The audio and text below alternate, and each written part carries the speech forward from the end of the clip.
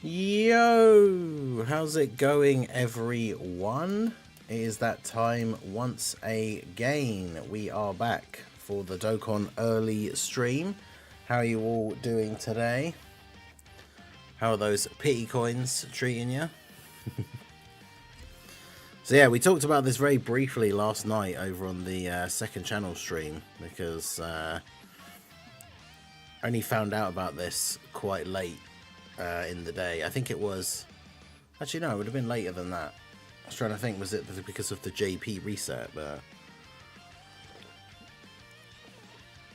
But yeah, the coin situation is kind of funny. As always, people getting preemptively like angry and upset without waiting to see like what's actually going to happen. The fact that they've actually addressed it straight away is good.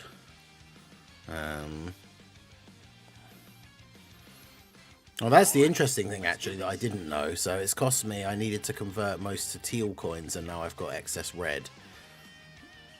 Yeah, I suppose, yeah, because it will convert the pity, because they were red pity coins, so you needed to change them into the green ones, and then it would have exchanged them automatically into carnival coins.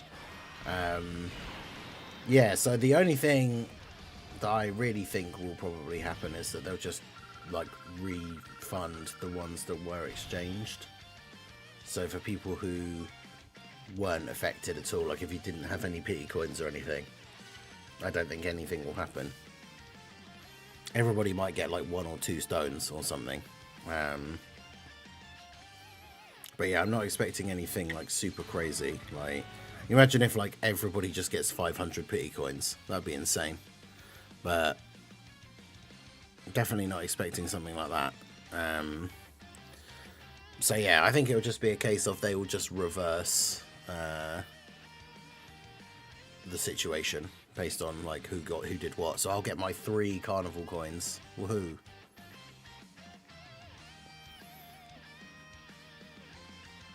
Yeah, how's everybody doing this morning?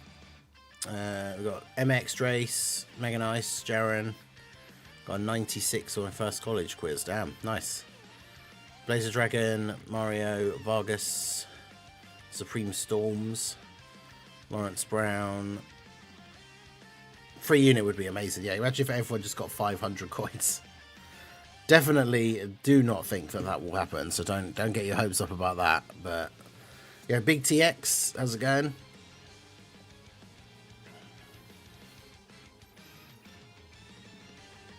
Yeah, of all the possible things that they could do, everybody getting like 500 coins, I think is probably the least likely. So let's not get our hopes up for that and then be disappointed if that doesn't happen, because I think that's very, very unlikely. It would be awesome, don't get me wrong, but yeah, don't think that's going to happen somehow. Yeah, give 50 of the tickets for the 55% summon. That would be kind of cool, to be honest.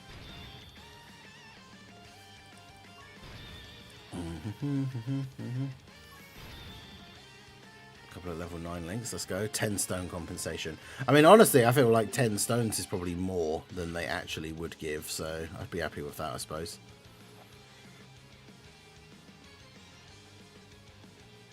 Because that's the thing, as long as they, I mean, it would be the inconvenience of maybe like a day later than you would have traded in the coins. But realistically, if they just reverse it for everyone and you get back the pity coins you had before, like, no, you haven't really lost out on anything, so there's no real need for like extra compensation. They'll probably just do the usual, like, here's a stone, or like 2 stones or 3 stones or something. I don't think it'll be any more than like 3.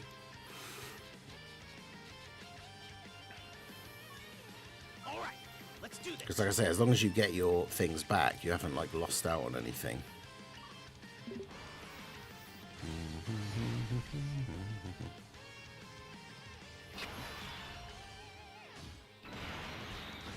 I exchanged before the end period, so I don't think I'll get anything.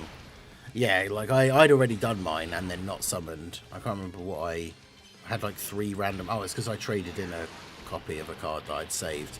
I didn't trade in all my... Who was it? It was an LR that I pulled that was getting an easy A. But yeah, like I had kept some of the copies to change the hidden potential. And then once I changed the hidden potential, I still had a spare copy left. So then I traded that one in. So I ended up with 3 random coins. 3 random pity coins. And then obviously those got exchanged into 3 normal carnival coins.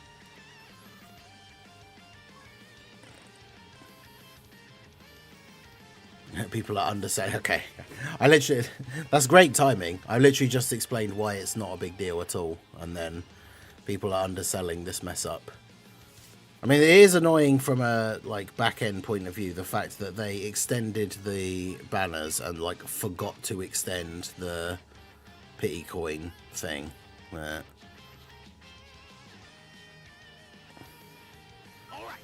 But like I said, at the end of the day, as long as they reverse it, like nobody's actually lost out on anything.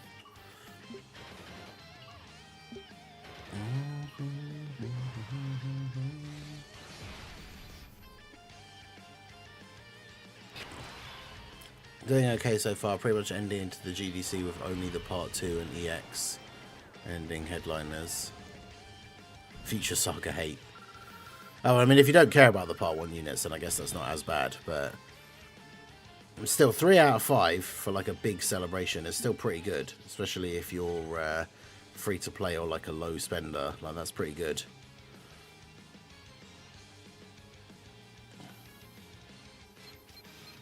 I definitely can't complain about my luck. The fact that I'm going to end up with, I ended up with all 5 characters, 55%, and then obviously I got a dupe for Rosé with the pity coins.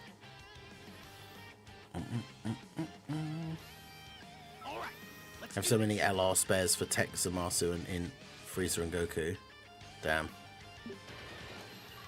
Used my points on the red ticket and got Kaioken and Goku. Yeah, I saw that. It's one of those things. He's not the best unit, but if it's a unit that you still needed, then, you know, not bad. I would have taken Tech Kaioken Goku over the copy of Daima Goku that I got and absolutely do not need. So...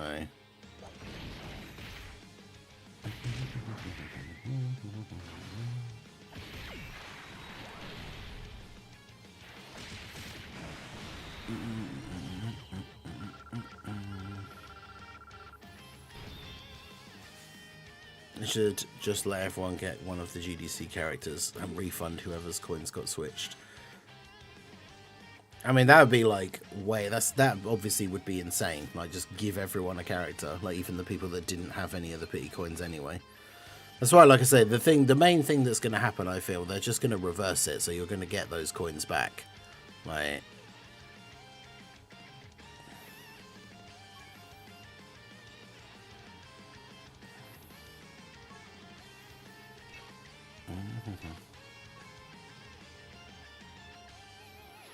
I feel like I keep forgetting to do this on the right day, so it just keeps being a day later and later every time. All right, let's do this. Oh, excuse me. It's the fact that I didn't pull the Part 1 LRs that Future Saga has it bad against me. Future Saga Download Celebration was proof. Oh, I see. The Future Saga hates you, not the other way around.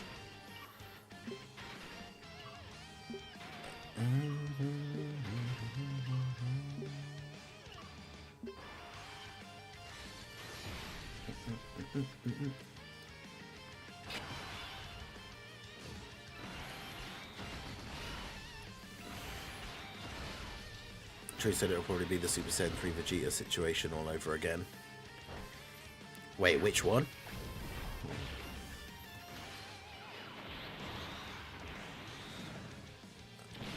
Was it like back when the physical and tech one came out and like people just randomly got copies of them?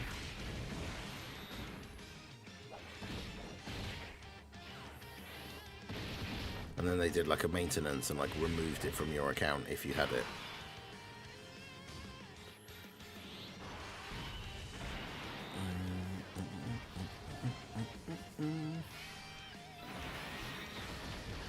Now you need to make him 79% to be usable. Yeah, the tech and physical one, yeah.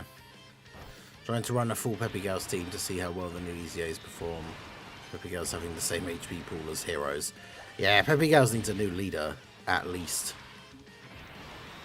I mean, some of the other units are decent, but yeah, the team doesn't really work as is, right?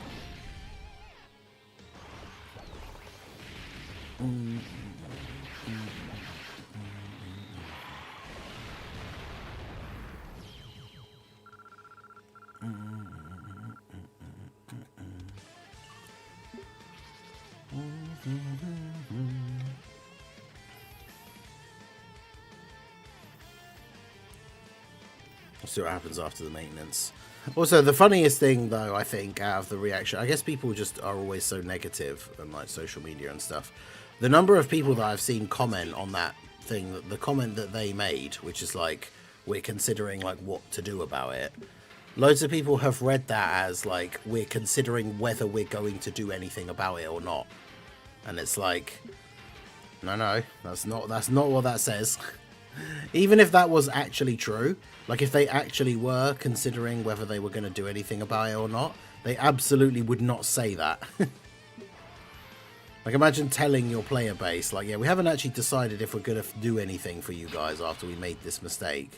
Like if they hadn't decided if they were going to do anything or not, they just wouldn't mention it. Yeah, Preston, how's it going? Big Dokkan oopsie to not give Carnival Cauliflower 220 Peppy Gal's lead. I mean, would that have been worse than Universe 6? I guess maybe not for the overall meta, but I think at the time of her release, that would have been an incredibly disappointing leader skill for her to have, because it's not like the team is amazing now or anything, but the fact that we've got 2 new units and 2 new EZAs at least makes the team significantly better, whereas if when Kaelin Caulifla released, if they just had a Peppy Gal's leader skill, that would have been terrible.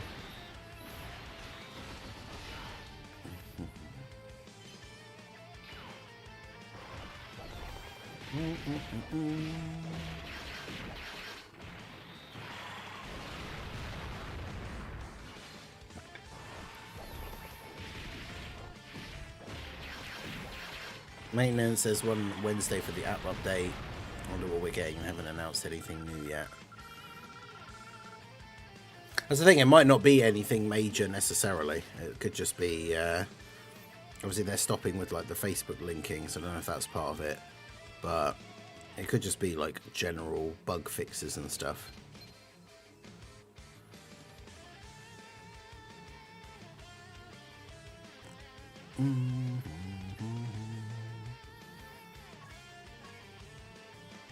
Okay, so get a bunch of extra orbs.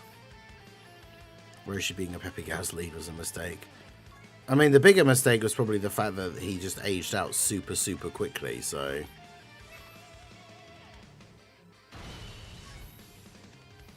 Like, if he was still usable now, then you could still run, like, a decent Peppy Gal's team now.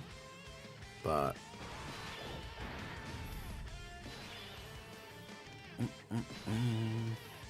Depending on how February 2026 goes, I might end up buying the STR LR Patara frauds with my red coins. But I should probably have gone with the Carnival ticket instead.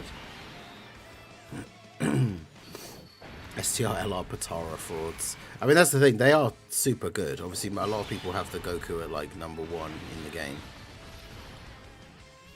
At first, when you said STR LR Patara frauds, I thought you were talking about STR Vegio. As in, like, worldwide STR Super Vegio.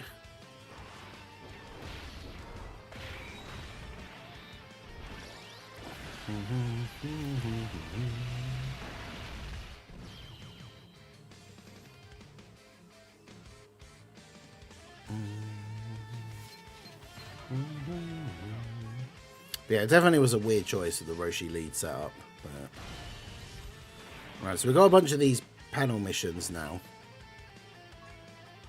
Which I don't know why these didn't go live yesterday, because they're for the Peppy Gal's event, and like one of them was for beating an EZA. So like that could have been a thing yesterday, and then we'd have been able to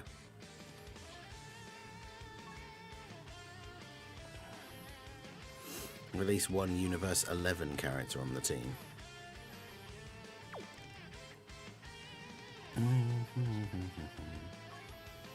Well, there you go, so there's the global version. You're currently determining the best course of action.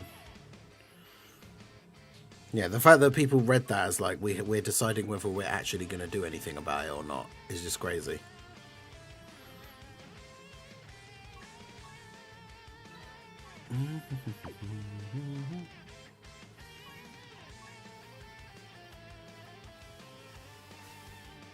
Alright, we're going to try...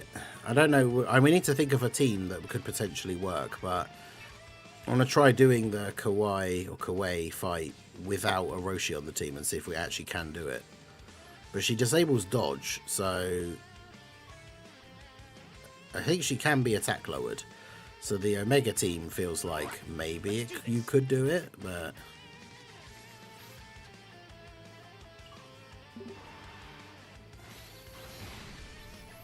But yeah, I feel like, without a shadow of a doubt, like 100%, they're not giving out a free unit. Like,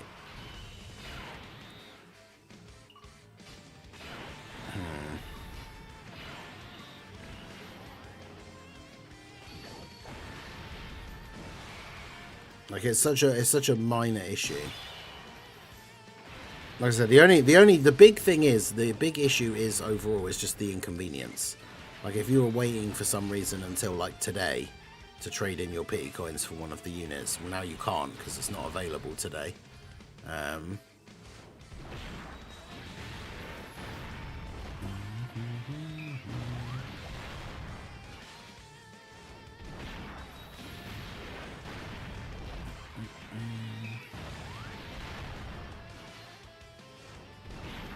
Damn.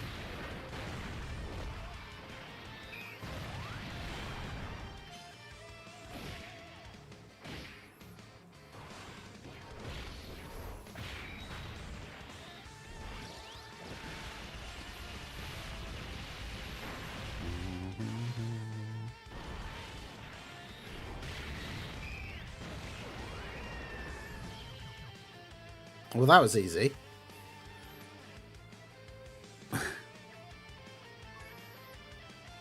I thought this was supposed to be like really, really hard if you didn't have Roshi.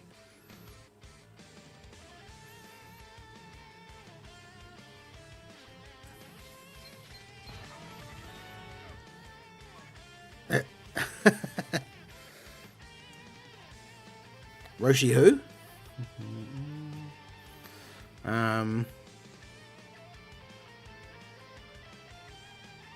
Well, okay then. There was me thinking that was going to be this big epic, like, oh, we'll try on the stream and see if we can beat her without Roshi, and it will take, like, you know, almost an hour, and, like, we'll have to try multiple team builds and all of that, and then it's like, no, Omega's team just one turns her.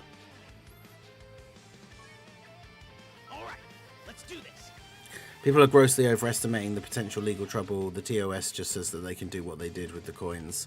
Yeah, because remember, you got to remember that when you spend your stones, in terms of like false advertising and all that kind of stuff, when you spend your stones, you're spending your stones to summon 10 characters.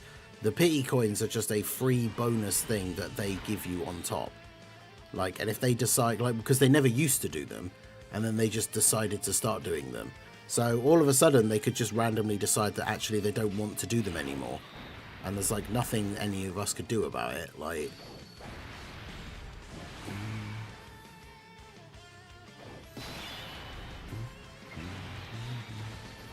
obviously it's bad business to do that, to just randomly stop something without giving any notice or anything like that, but it's not like illegal. This is the argument that I used to get into with people all the time back when I used to work in retail, especially when I worked at the game shop, and like people would catch people like literally doing it sometimes, but people would try and change like the stickers on stuff, and sometimes it just happens by accident. Like stuff gets missed when you're doing the price changes every day. We'd get a list down from head office of like games that had gone up and down and all this kind of stuff. And sometimes, like, you know, one would get missed or something, so it's a general mistake. But it's when people used to try and argue that it's like, well, that's the price that it says on it, so you have to sell it to me at that price. And it's like, no, you don't.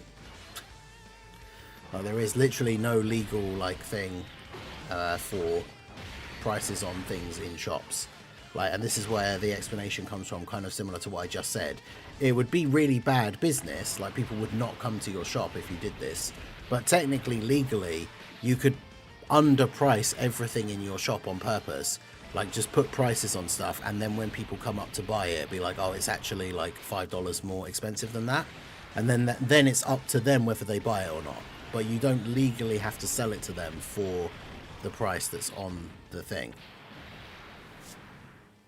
It's just obviously would be very bad business if you did something like that on purpose. So that's the same kind of thing with this. Is like, there are things that they should or shouldn't do because it makes them look bad.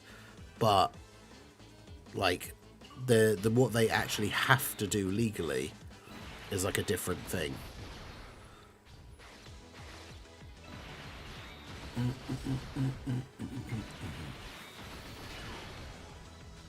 That is illegal in Australia. Well, that's the other. I'm giving the example of here, to be fair. Although, I guess the argument is probably it's illegal if you do it on purpose, but you could just claim that you did it by accident, I guess. But yeah, I used to see people do that all the time, like at the shop that I worked at, especially for like the pre-owned, like the second-hand, like PS2 games and stuff like that. There would be like, if it had a certain sticker on it, like all the games in this certain section were like $8, but it was like 4 for $20. And like the number of times you'd see people, like someone would come up to the counter with 4 games that had like the 4 for $20 stickers on, but one of them was like a brand new game that came out like last week or something, and it's like, bruh, this is, even if this was actually like the second hand, because like when a brand new game came out, we'd have people sometimes who had like not kept their receipts or something, and like people would buy a brand new game from somewhere else and they didn't keep their receipt, or that place doesn't do returns if you've already opened it or whatever. Someone would come in and trade in like a game that had literally come out like the day before, and then we'd put it out like for sale as like the second hand version, and it would literally be like $2 or $3 less than the brand new one,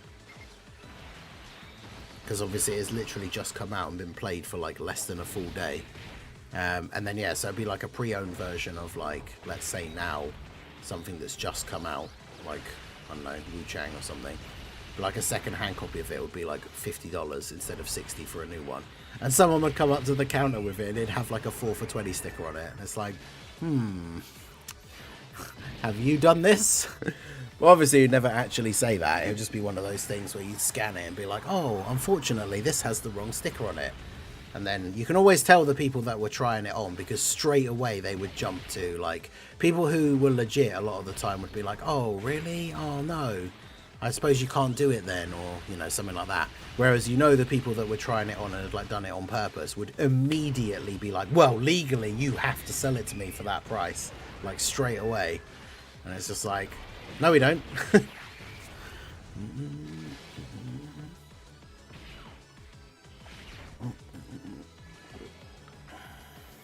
Man, almost killed first phase with Brianne.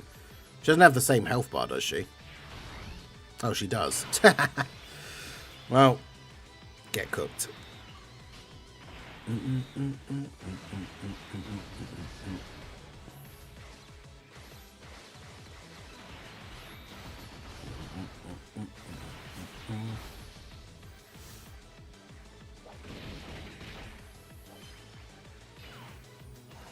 Yeah, because that's the thing, all the games that were priced, like that would all be just done on the till automatically. Like if the pre-owned game was one of the $8 4 for $20 ones, it would just automatically, when you scan 4 of them, like discount it. So obviously all of that stuff is already all programmed. So you'd scan a thing and it would come up that it was actually like $30 or something. It's like, I don't know why I keep saying dollars to make it easier for people to just hear and digest immediately, even though I know not everyone here is from the US. I could just say pounds, but you know. But yeah, shout out to everyone who's in the stream. Make sure you guys hit that like button. Subscribe to the channel if you are new. I found another game for you to play, like Fears to Fathom. It's called Stalked. We watched an interesting one. Little Blue had tried playing it. We weren't entirely sure how it worked, but there's a game I really want to play that looks super creepy called Someone Who's at the Door. Looks super creepy, so that probably will be one of the things that I play on the next like spooky games session. Or maybe I'll just do a random one-off one, I don't know. But,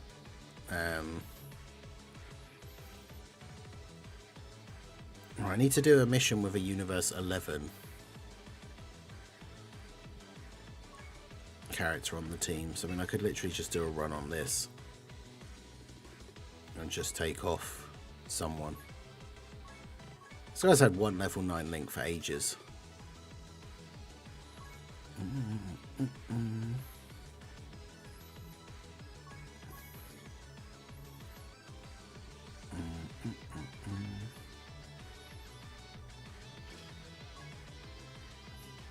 All right, let's do this.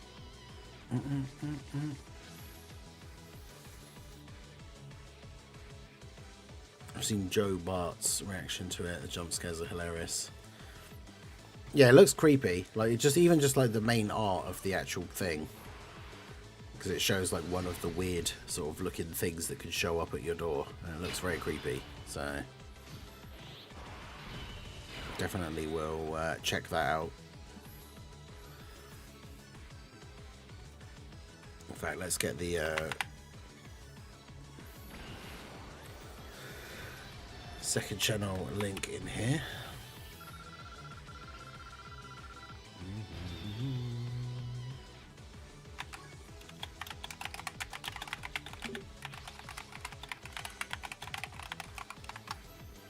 So yeah, if you like the idea of seeing me, not all the time obviously, I play all sorts of things, whatever I want really, that isn't Dokkan, but check out my second channel for all my non-Dokkan stuff. If you like the idea of seeing me play some spooky horror games at some point and getting jump scared, there are some, I have already played some on there. So there's, in fact I could put the link, let me find, if you like the idea of watching me play horror games and getting very scared, let me put the link. There's one that I played a little while ago, and it's probably like the most I've ever been jump scared in a game before. And that was this one. There's one bit in it in particular which is literally like the hardest I've ever been jump scared by a game. So yeah, it's that one. It's called Psalm 350 something or other. I've just closed the window so I can't remember now. Psalm 5, 9 to 13. Yeah, it was the hardest I've ever been jump scared. Content warning, it's not family friendly like my Dokkan content. I'm pretty sure I cursed like quite a few times.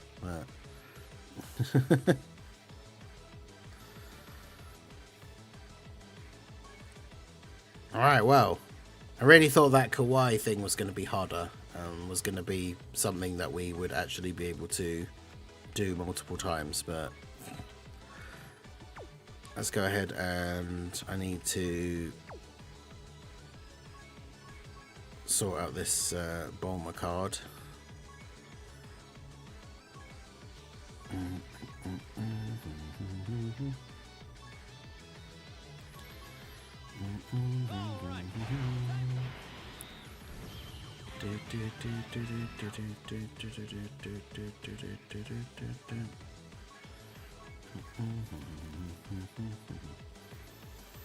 Yeah, so all the times that we could have had, like when I could have had this unit when we actually had like DB Saga missions and stuff, and I didn't actually have her, because I think she's probably still relatively good on Kid Goku's team, maybe the same day Kid Goku.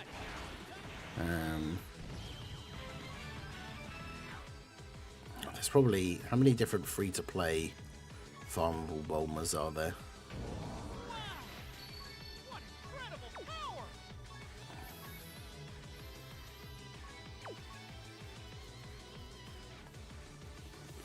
I've got all these random SR ones. Let's see if any of those like 5% chances will actually work.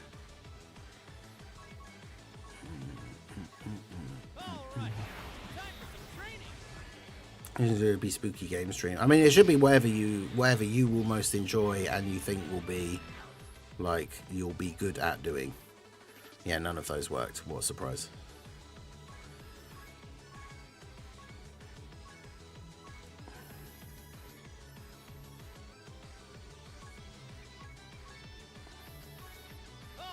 Like, if you get jump scared easily by horror games, then that can always be entertaining. Oh, I do actually have the medals already.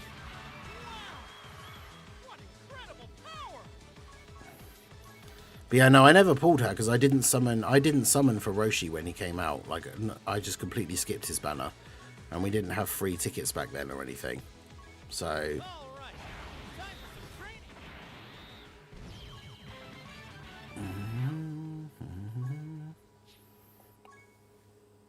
yeah, so she has high chance to dodge, additional attack with a high chance to become a super, supports DB Saga, Earthbred Fighters, or Peppy Cows for 50%, which is pretty good. When attacking, gets 186% to stats. 2 or more Earthbred Fighters category allies on the team, then she's a Rainbow Orb Changer. And then before receiving an attack, she has an extra 10% dodge. And then chance to evade 5% with each attack evaded. So eventually she gets up to having, what, 80% chance to dodge? But she has to dodge a bunch of attacks first before that.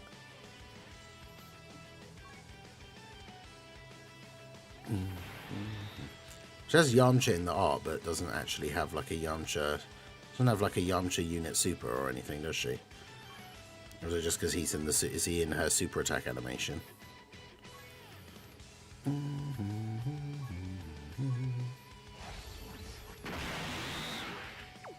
Alright, well, she'll have to get added to my link level team once the next unit is maxed out. I think I've got like 2 units on the team that have almost full level 10 links.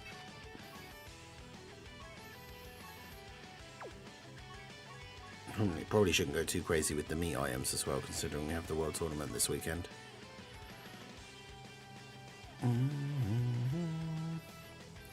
Yeah, so I've got this guy has 1 link left to go. They've still got most of theirs, but they think they're all at 9. You've still got most of yours. Most of yours. Yeah. Okay, yes, it's going to be a while before we can actually put her on the team. Let's do this. Is what it is. We did 220 for Peppy Gals, yeah. According to Truth Vidal sucks. Yeah, it's weird because partly her kit partly seems designed like she should be in slot, like a slot 1 unit, but she's not got high enough stats or anything to be a slot 1 unit.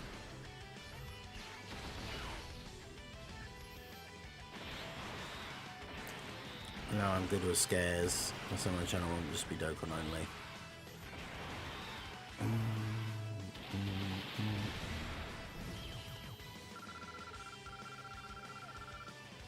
Yeah, it's always just a hard balance because I do it with like the second channel sometimes. It's a hard balance of trying to find, like, it's not just games that you want to play. It's like games that you can be entertaining while playing. And like even I struggle with that sometimes. Like there are certain games, like I played the Indiana Jones game briefly, and it could just be me. I'm sure like other people can play it and make it entertaining. But because it's a very story-based game with a lot of dialogue at the bit that we were, especially near the beginning, it was one of those things where I don't like talking over cutscenes because I guess if you're there to watch, like you kind of want to see the story as well. But you kind of don't want to just be sat there silently watching the game. Which, I mean, I say that, I've talked over the cutscenes quite a fair bit in Death Stranding, because there are quite a few of them. But the Death Stranding streams have been fun. It's a good game. We'll be playing more of that tomorrow. There's no late stream on the second channel tonight, but we'll be back for more Death Stranding 2 tomorrow. So do check out the second channel. I say as we get closer to October, we will start doing a bunch of spooky games again.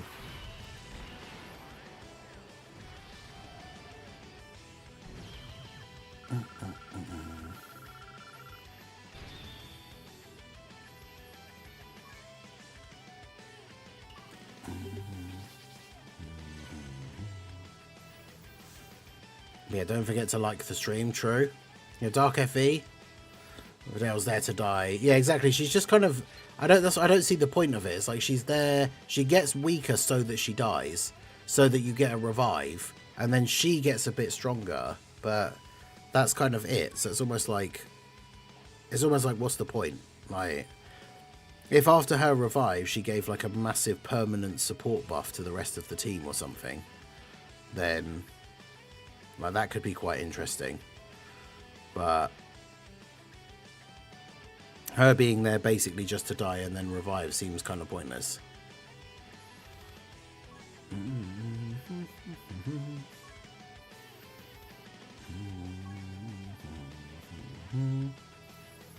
Right, yeah, so the Dokkan Festival thing missions are all gone. Didn't quite finish all of those, but here's what it is.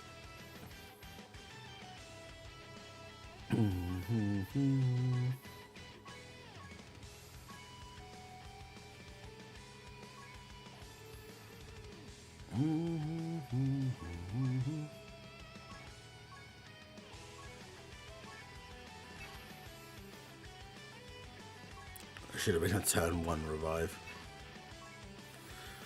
Yeah, Caesar, how's it going? Honestly, it probably would have been better if it was just, like, it just happened from turn 1.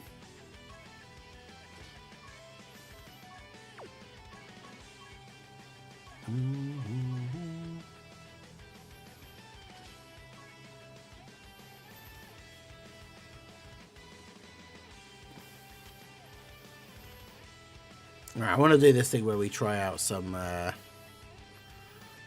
off-lead G-Lai against some of the end-game bosses and see how we get on.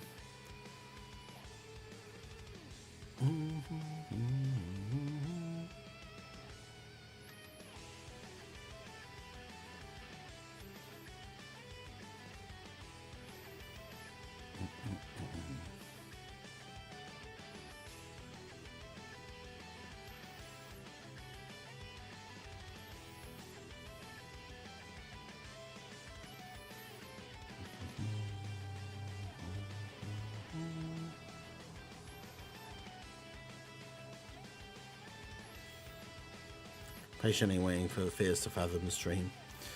I mean, that potentially will be included. I know the parts aren't like super expensive. I played the first one largely because it was free. All right, let's do this. Okay, so I'm going to try off-lead Chi-Lai versus Rose and Zamasu on the Gohan Goten and Trunks team. I feel like she's interesting for this team because you're like taking away a youth / Hybrid Saiyan's ally. But the Rainbow Orb changing, all the support, the Scouter, like all of that stuff is obviously super, super useful. So also, yeah, the locking is always going to be annoying. So we just have to rely on Pan to actually dodge.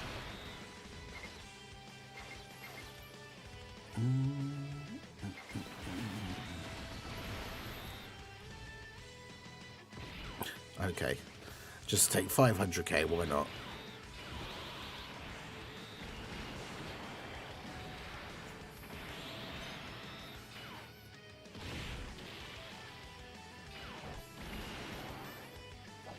Stalked, yeah, I'll have to look that up.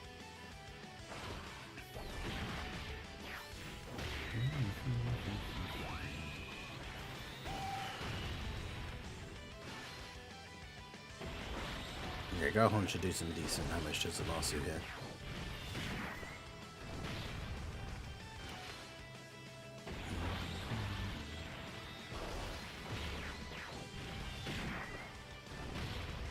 Nice. No forgiveness for evil.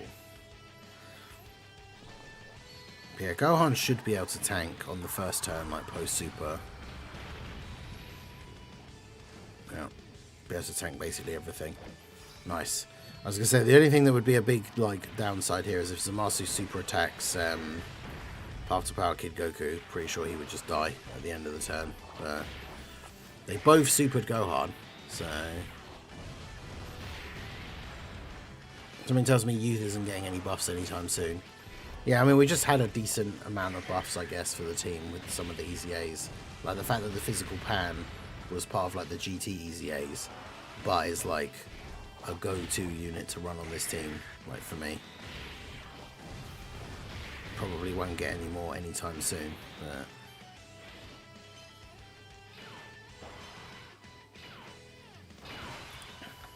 Anyone else got guesses for Tanabata this year? I mean, outside of Daima, which obviously is going to get brought up every time forever. Oh, Gohan's locked in the middle. Okay.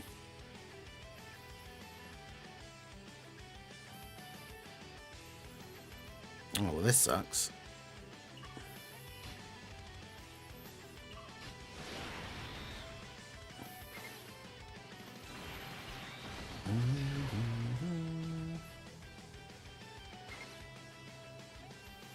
Yeah, I always forget Gohan gets 7 ki when attacking, so if we do that, he actually does have 24 ki.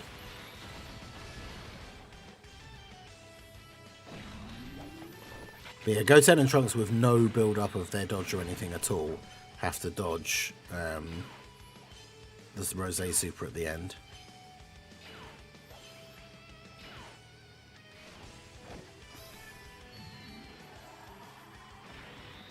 And we dodged everything else. There we go.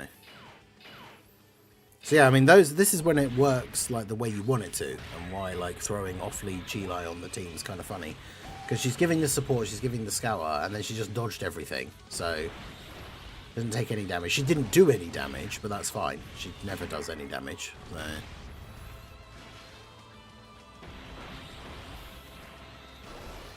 I was hoping Tech Gogeta got a Super EZA. What, the Super Saiyan 4 one?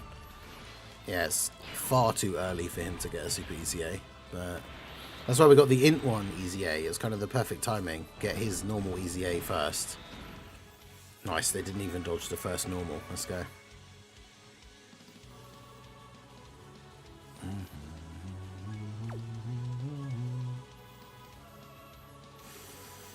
I can really see Namek Saga. Yeah, I can see it. Like a Kaioken Goku that goes Super Saiyan, and then Final Form Frieza that goes full power. Oh god, what is this first turn?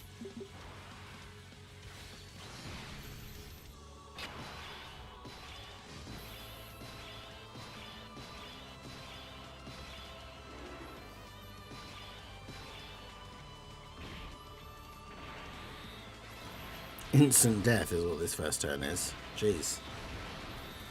Oh, and we're all attacking Rose. Whoops. I mean, it doesn't matter.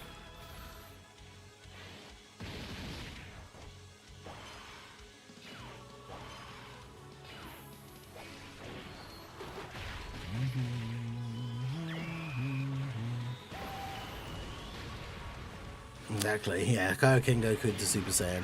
Because I only say that because we already have base Goku into Super Saiyan. So Kaioken Goku into Super Saiyan is a bit more interesting.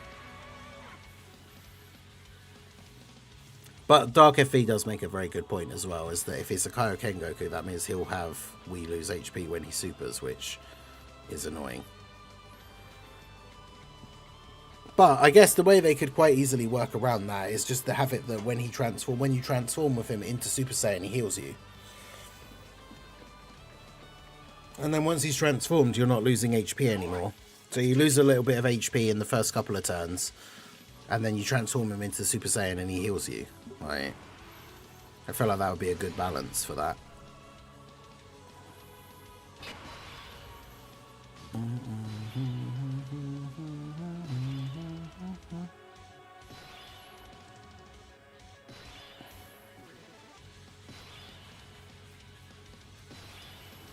Or just have a banner unit, have his banner unit be like...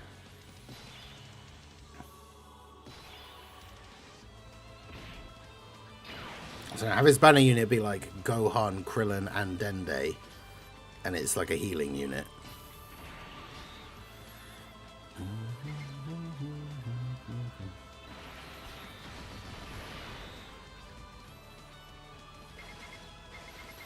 Great, no super for Pan, let's go. She's not being attacked, so I suppose it doesn't matter too much. Interesting line for EZAs next year from the 2023 units. Yeah, Blaze the Dragon, take it easy. Till next time. Superhero for Tanabata. I could see that as well.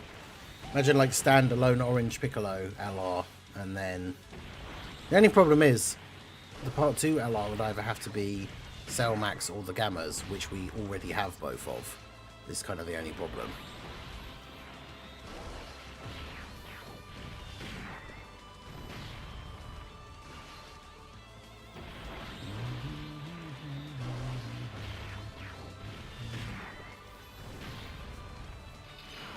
Because that's the thing, who else do they do for, unless they just for the first time in like Tanabata's always been a super class and then the extreme class like that they fight against.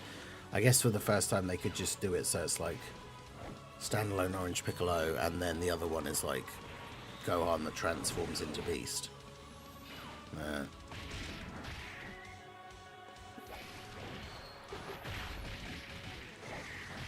Kaioken Goku plus Blue Evolution Vegeta versus Jiren plus Toppo. That would be kind of cool.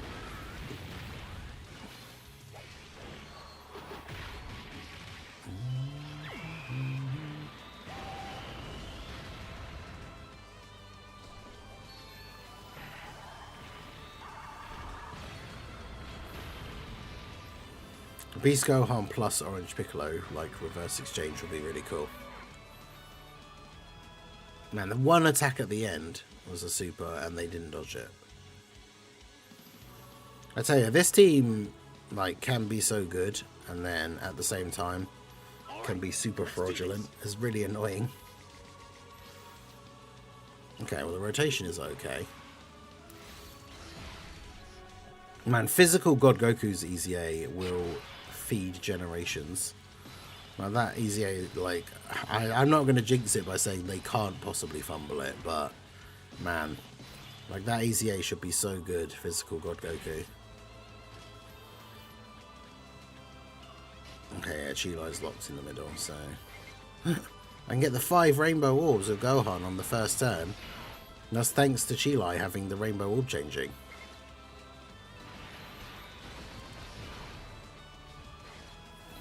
As well as Goku. Yeah, Apathy, how's it going? Have you seen that your brother in arms has fallen?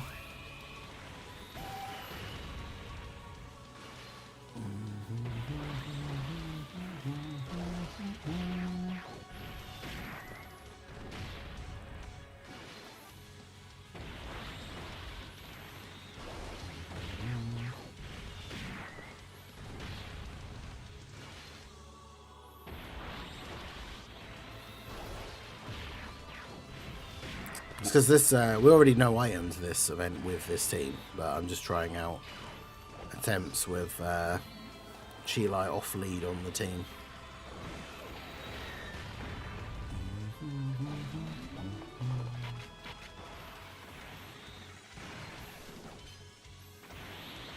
That damage though. You sniped the easy mode, now is the true final boss of dodging. Well. The World Tournament weekend coming up, Saturday and Sunday. I'm away Friday, which was planned before they obviously then announced there was a World Tournament. But we will be doing the long stream on Saturday and Sunday. So there will be opportunities to try and snipe Apathy. He made it through the entire last World Tournament weekend without getting caught, so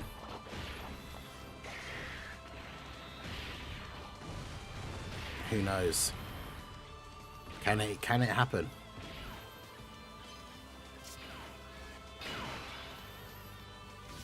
Yeah, the biggest problem with this is not that the team is bad in any way, shape or form.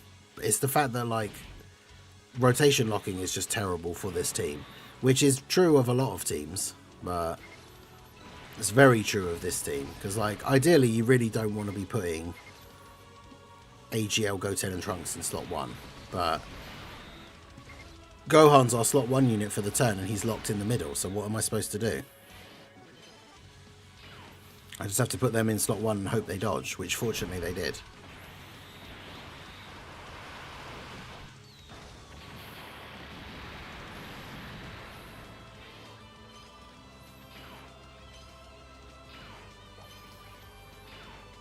Yeah, like the damage that this team does is insane. They dodge literally every single attack as well, that's crazy.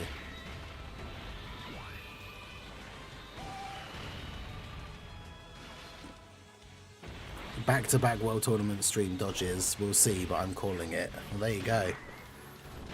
Apathy has laid down the gauntlet. Will it be back-to-back World Tournament weekends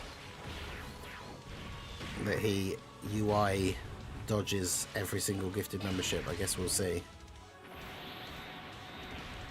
We'll be starting Saturday 4 PM UK time. Did you prepare the sacrifices? We need to make sure we are all in the same local as Ningen. I mean, that's the thing. RNG plays a huge part. Like, when you say this is a bad team for all the new battles, I've no itemed all of the new battles with this team. So, it just kind of depends. Like,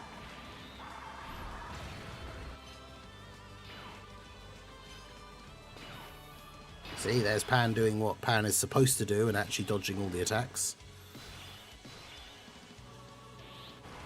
And then yeah, this is where the team goes ham.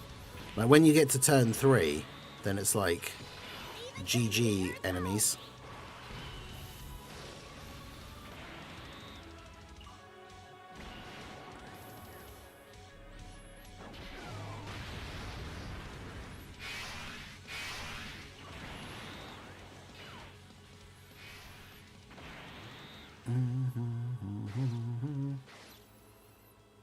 I need to try and set up 4 type orbs for Goten and Trunks. There literally aren't a single, like, a set of 4 type orbs anywhere on the board, though. That's crazy. Oh well. Apathy dodges 2 nails and possible beans on toast. Oh yeah, I mentioned that in the thing. I didn't realise there was going to be a World Tournament so soon. But yeah, if we hit all the goals for the weekend, then I guess, yeah, Sunday evening, I'll be eating beans on toast on stream. I forgot about that. Dokkan gods give me Ningen in my local and I'll try this World Tournament. Well, the thing is, like I said, because I'm away on Friday, I won't even really be playing it much at all on Friday, if at all. Like, I might do some runs. Actually, there's no point even starting some runs in the morning and then not playing it all day, because I'll just drop way down the thing. So I probably won't even start the World Tournament until Friday evening. So the World Tournament will have already been on for like 12 hours before I even start.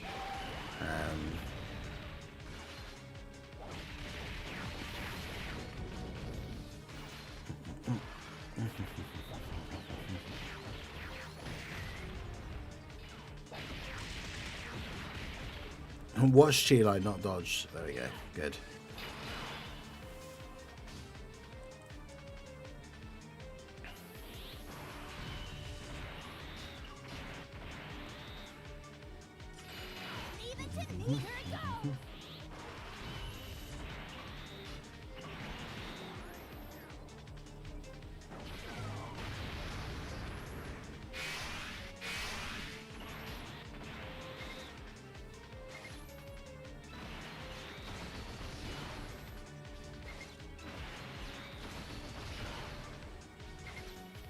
Go.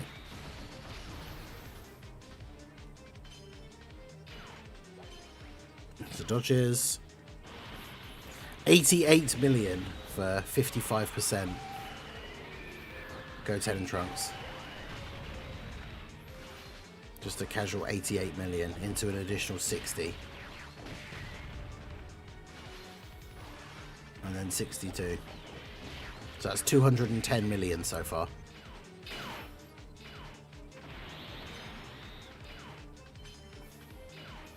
Well, there isn't a new LR this time, so I guess for 113 for Goten and Trunks, and that's without the Super Saiyan 3 Gotenks one.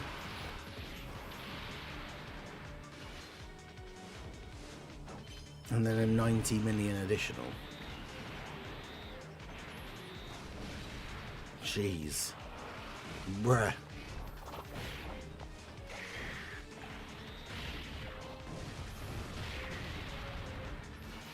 Well, if there's one thing that this team does well, it's put out a lot of damage.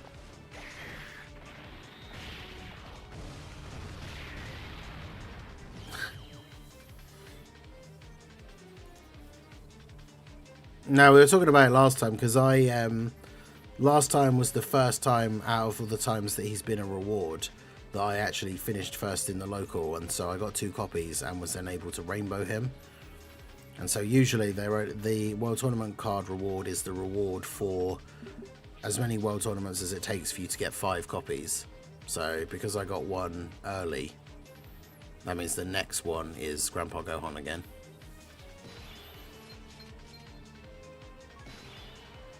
There you go. Offly G-Li versus Tommaso and Rose. I'm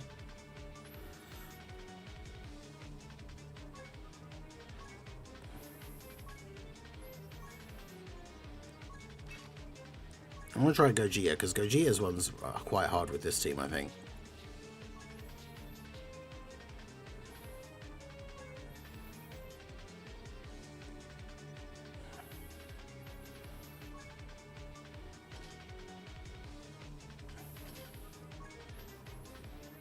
I need to bring characters that are going to be dodging in the last slots, which is why Chilo would be good for it. Yeah, double Gohan turn 1 is not a good start.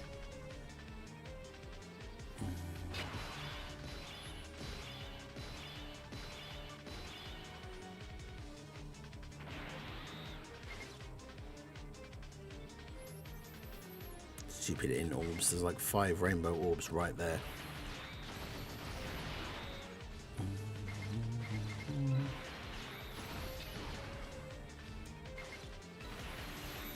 Alright.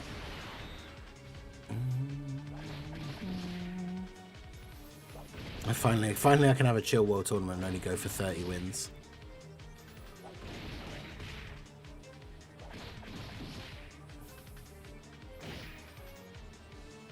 One day it would be funny if we're like all of us were in the same bracket, but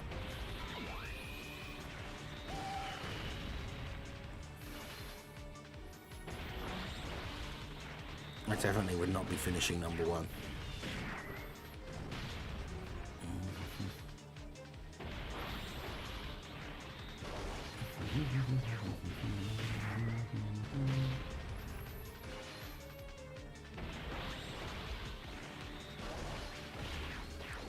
Well, yeah, the funny thing is, like, when on that same night that we pulled, like, Gohan, Goten, and Trunks, and I awakened them, one of the first things I did with them was do the Rose and Zamasu event, and we no-itemed it, like, first try.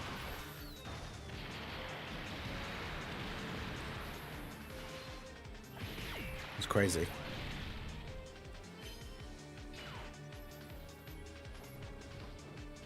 Oh, dodge.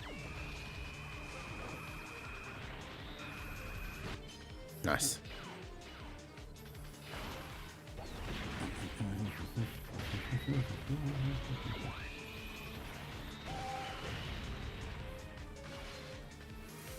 So that day happens, I'm never stopping the grind. I shall stay number 1 in that local specifically.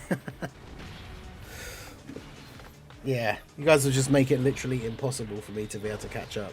I see. I see you. Yeah, let me check the Dokkan page. I mean, it's just gone 9 anyway, so... As no one has said anything, I'm assuming there was nothing important, if anything.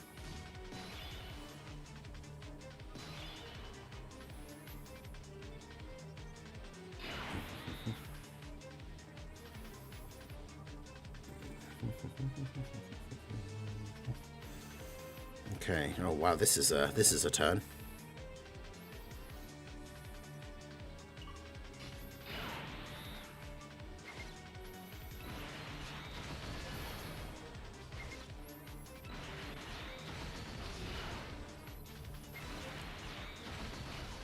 This is the unfortunate side effect of having both Gohans on the first turn. Yeah. No, she didn't dodge. I gotta show him the World Tournament goat.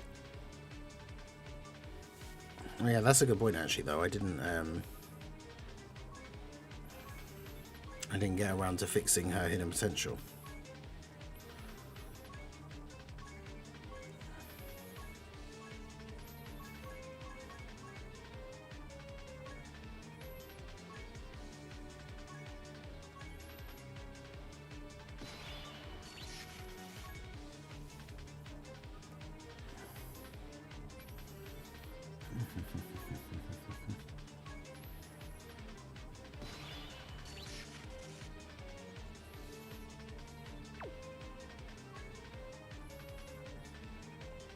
There we go. Proper full dodge build. Yeah, exactly. Only 25 dodge. She only had a 25% extra chance to dodge instead of a 32% extra chance. So it's okay. We fixed that now. All right, let's do this.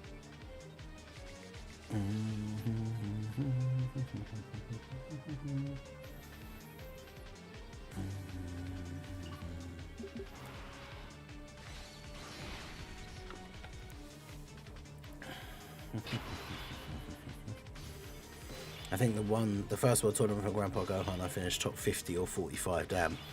Because yeah, remember the one after this one will then be an actual new unit. Yeah, see the problem with the early turns is that like Goten and Trunks don't really have much dodge on like the first turn.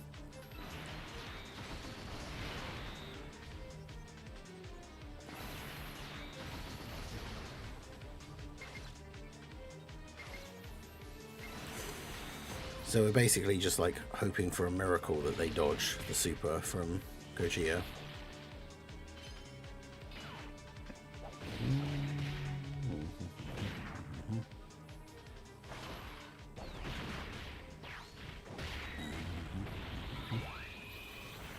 This isn't worth it, the lack of sleep and then days you need to recover. No, for sure, I didn't feel well that full week. Yeah, that's crazy. When you're going for that real high, like, top 50 overall is kind of crazy.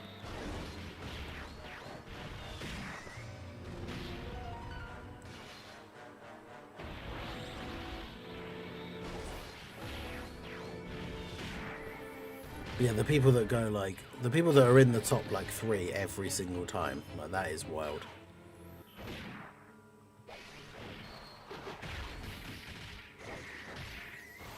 Imagine if the next World Tournament LR is Daima Super Saiyan 4 Goku. People would go crazy.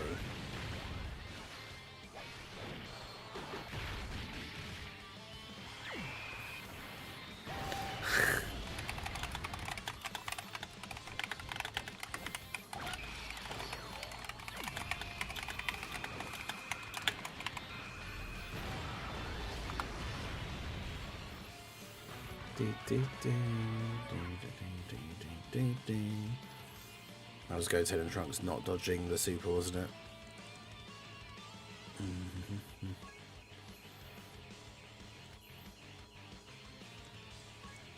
Bringer is never beating the allegations, no. Bringer the secret always world tournament grinder.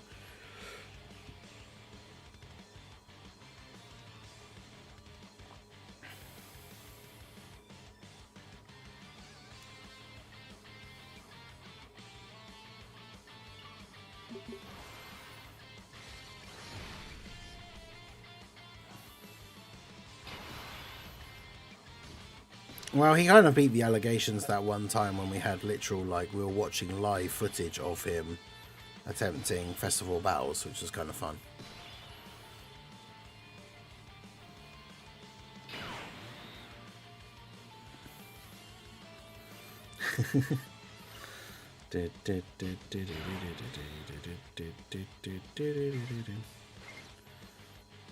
Stupid rainbow orbs.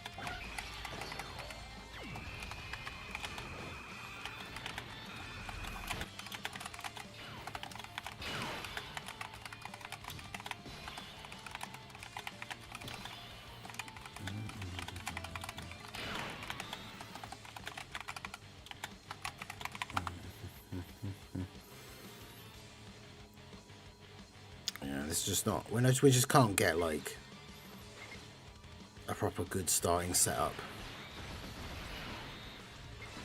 I mean, this is probably the hardest of all of the new stages. This one's probably the hardest one for this team. Yeah, I definitely did stage 4. Stage 5 is a lot harder because obviously the team largely relies on dodge and Gohan disables dodge. But stage 4 was easy.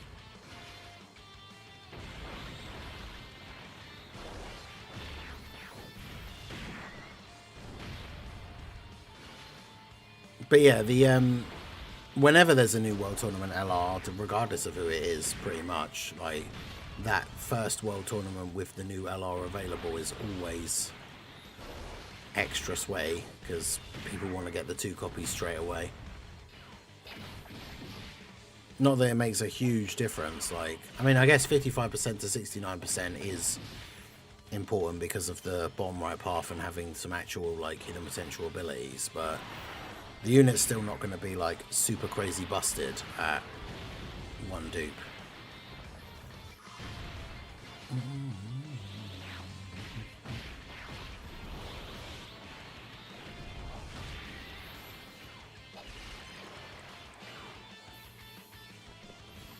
I wonder how Gohan's going to tank this.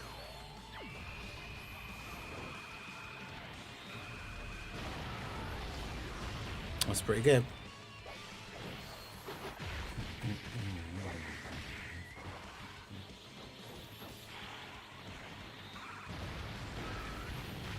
The sweat levels will be over 9,000 when a new LR comes out. Yeah, true.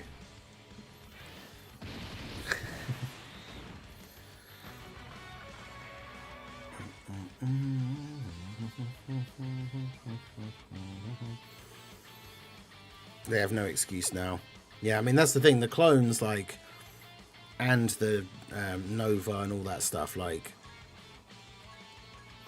free-to-play units clearly can be made to be very good. Like,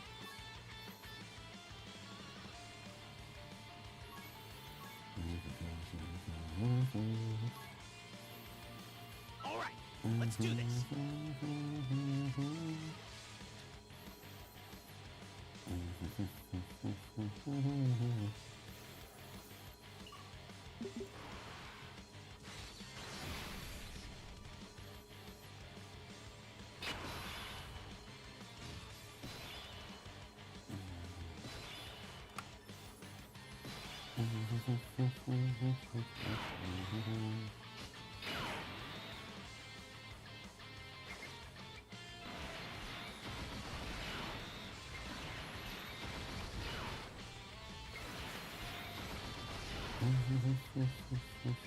I just want a freezer for one of them. Let me go in for an LR freezer. I mean, that's the only thing. All of the World Tournament LRs have been DB Saga characters. So, unfortunately. Well, apart from Piccolo, I guess, is the very first one. And Tien and Chaozu, because they're Saiyan Saga as well. But yeah, they seem to be very much on the DB Saga for, like, the big theme of the World Tournament, for, like, the free stuff. Like the DB Saga banner, and then you've got the World Tournament LRs. It would be nice to have a non-DB Saga one, but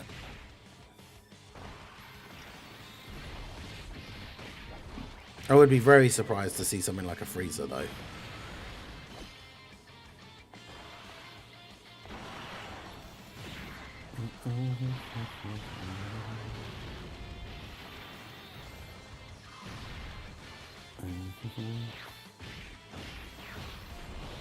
Drowning in copium. I mean, that's the thing. Like we said, they made those free-to-play units actually good. So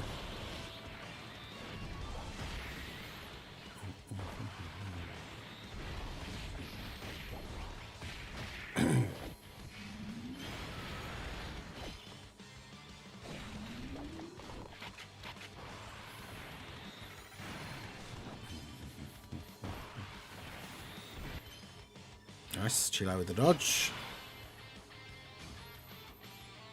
Oh, God.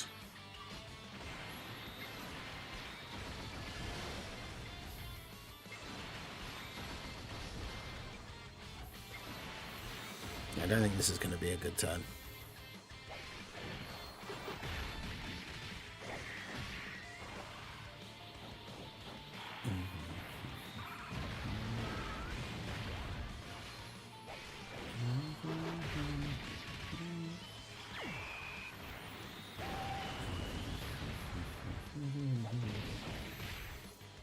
Moving up from DB Saga to DBZ. Yeah, it'd be good to have, like... I mean, I guess they could, because they've done Saiyan Saga before. Like, move back to Z and go straight to, like, Namek, I guess.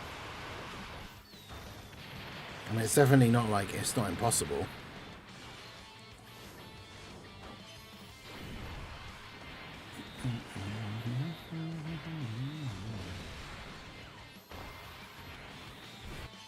Nice.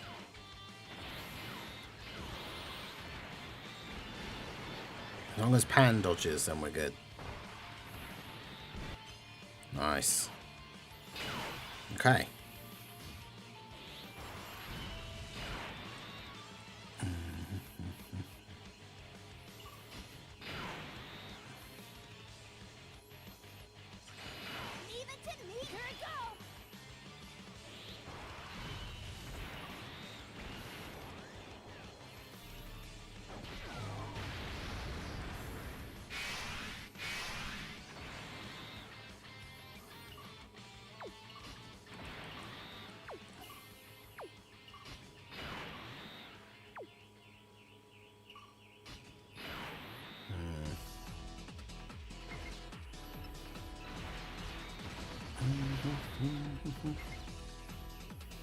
Oh, the problem is if I do that, Gohan's not going to get any rainbow orbs. Ooh.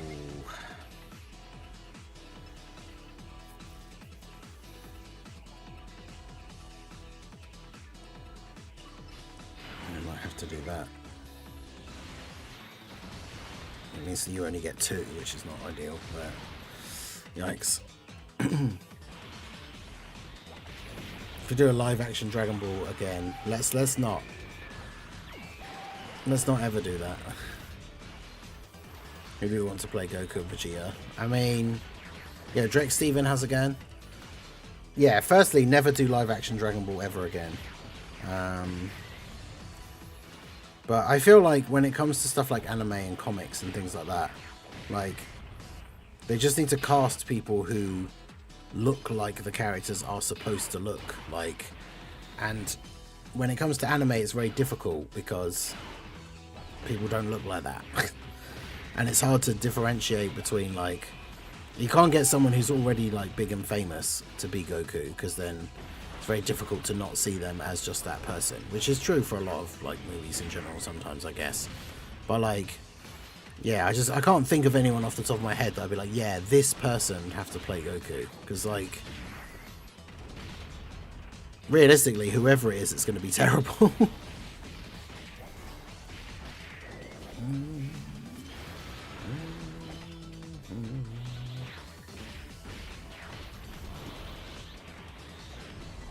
Dwayne Johnson as Nappa. Yeah, that picture is really funny. The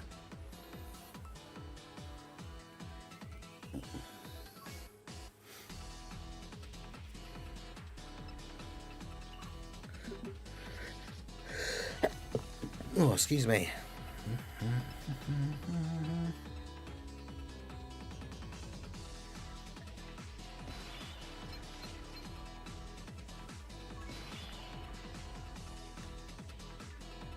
Okay, I set a new time by 9 seconds.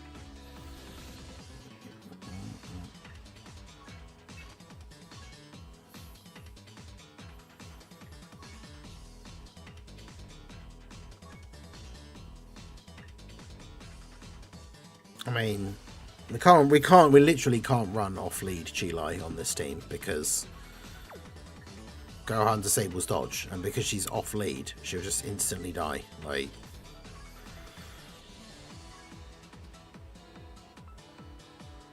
All right, let's do this.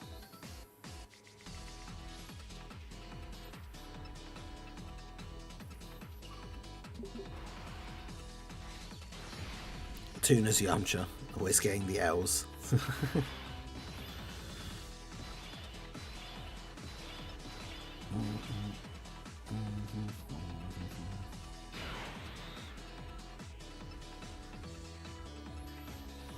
I mean, I think we just instantly die anyway, because we don't have either of the Gohans on turn 1.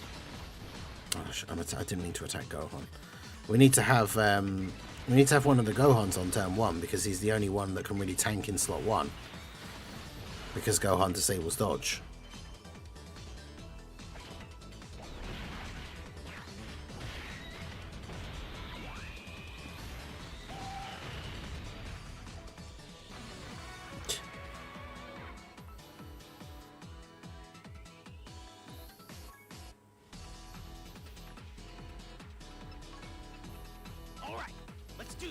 Yeah, unsurprisingly, when you bring a team whose main defensive mechanic is dodge into an event that disables dodge, they don't do very well.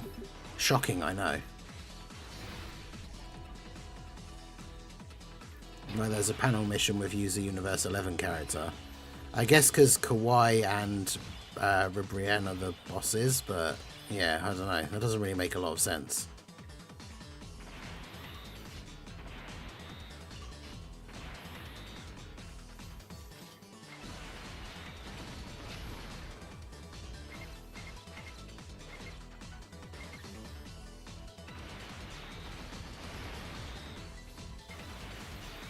I'm probably just dead again, but Goku's giving them extra damage reduction and support. So maybe they'll survive it this time.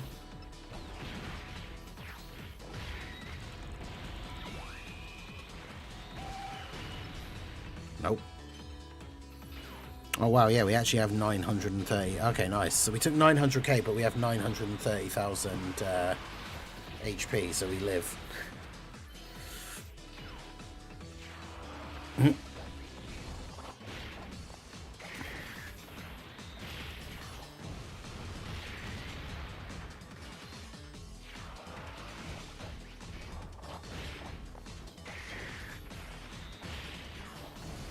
We actually survived one turn. Let's go. Well, I say one turn, one slot.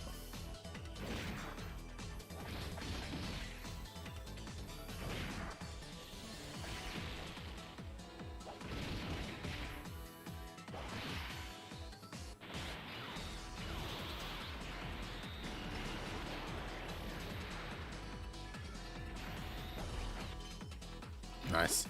Yay, we survived one turn. Let's go.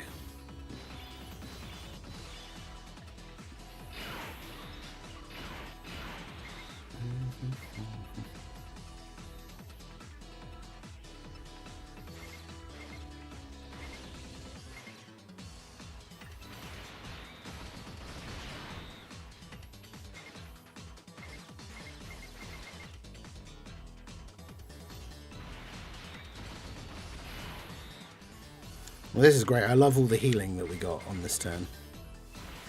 So, I mean, we are just dead now, but...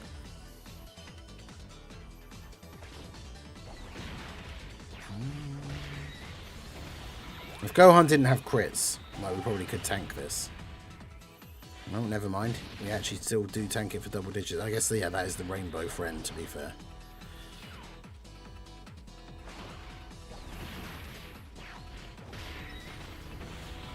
Rainbow Friend clutching it up.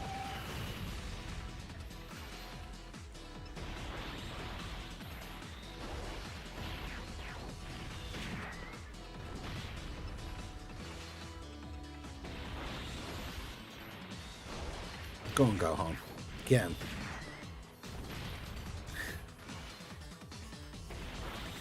Alright, friend one actually popping off with the additionals.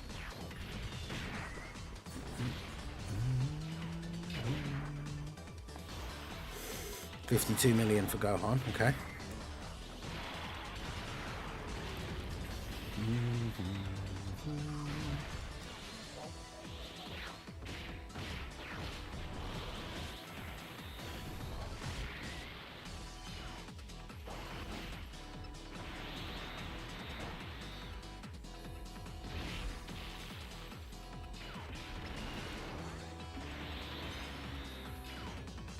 I mean, we've done considerably better than I expected so far, but like I say, this team is just not good for this stage because the entire, like, defense, apart from Gohan with his damage reduction, the entire, like, defensive mechanic of this whole team is dodge. So against a boss that disables dodge, and from turn 4 onwards is going to get more and more powerful every turn.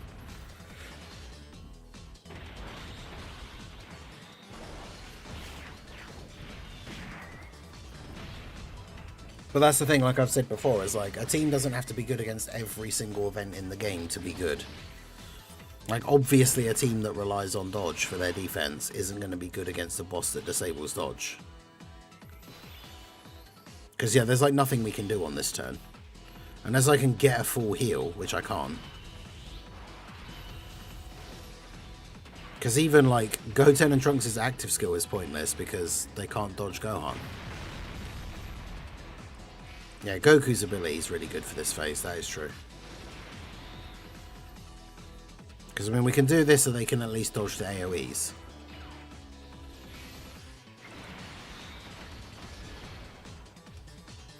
But as we already know from the previous turns, like, Gohan's going to do 900k to Goten and Trunks, so we're just dead.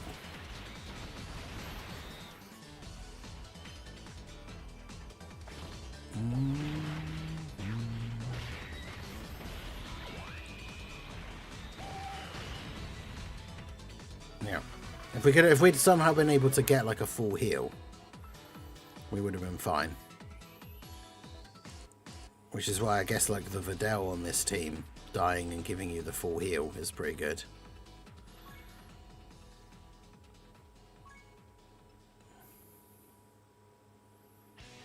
All right, let's do this. Why? Now the only way, that's the other thing as well, as I've said many times, limited attempts per day, and then when you get a bad starting rotation, it's like, okay, well that's one of my attempts just completely gone. Like we have to have Gohan on turn 1, otherwise we can't do it.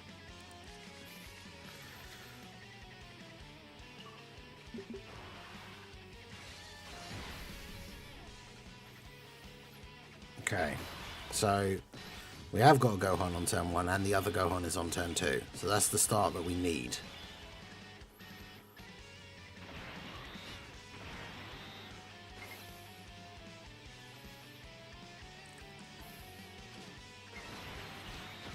Do that.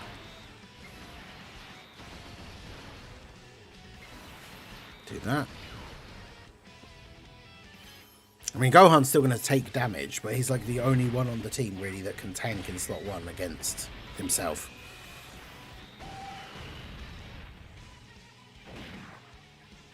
Okay, actually, maybe the pan support probably tips the... Turn 1 is obviously different because he gets the extra buff. The problem is, turn 3, obviously we're not going to exchange into Goten and Trunks because they can't dodge Gohan. So our Gohan's lost his initial bunch of damage reduction. So basically have to use his active skill straight away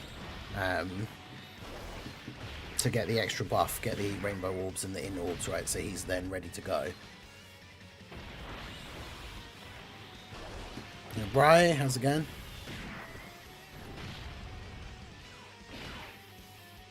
But yeah, I mean, I think overall this event is probably impossible for this team, like no items, because you gotta get rid of Goten and Trunks first, ideally. I mean, if you could get rid of Gohan first, it would make things easier for this team, but getting rid of Gohan takes ages. Because the problem is, once you get to turn 4, and he starts getting more powerful, like, the units who can just barely survive tanking his super are then not going to be able to survive tanking his super. And he disables dodge, so... Oh, she didn't dodge, nice. Oh, I only took 300k. That's actually way less than I would have thought.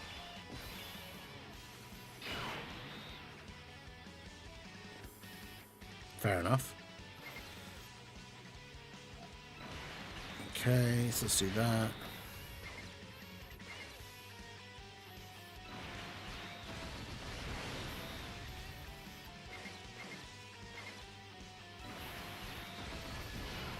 Yeah, to be fair, I thought she would have taken way more damage than that. Type neutral, that physical pan, they super for like 4 million. She took like 300k.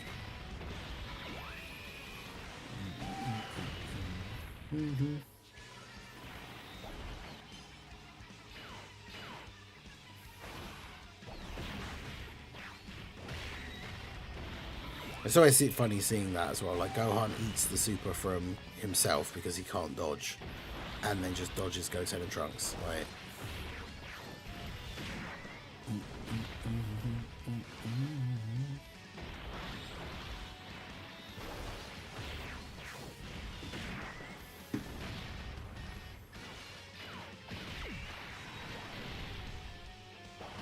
but yeah, SDR Blue Goku ability definitely is super handy for this event. Because you just use his active skill and then he is able to dodge. And you're able to use his active skill by the time Gohan's starting to build up.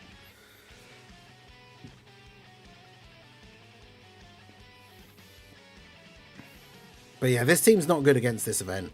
And that's not the end of the world. Like, not every team is good against every event.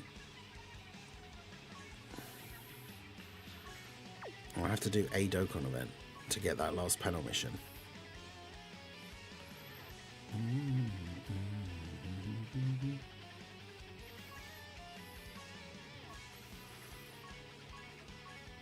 Which ones am I going to need extra medals from at some point in the future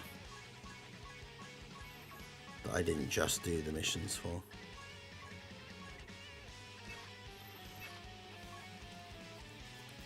Let's do this one. He's going to get his easy A soon, right?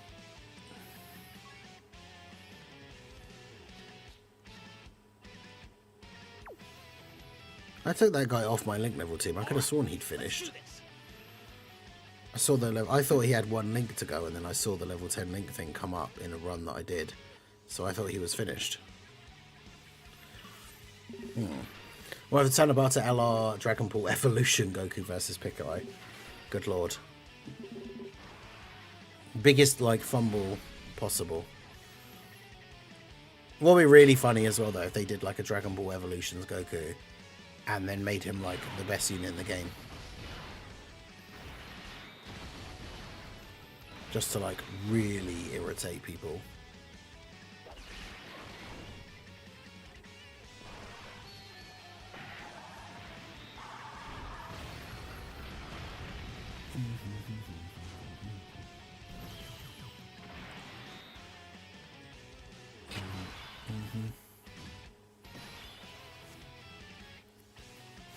Because, yeah, that would be hilarious. And also horrible. But, yeah.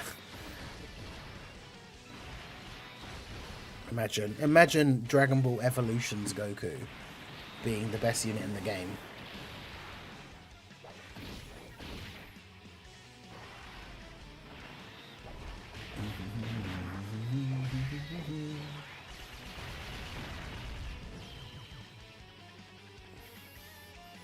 I wonder if they could. I mean, I know they won't, so it's just like, obviously, for the sake of just joking around. But I wonder if they even could do that if they wanted to. Like, how does that work with, like, the movie rights and the fact that obviously the character would have the likeness of the guy whose name I don't remember who played Goku? Like,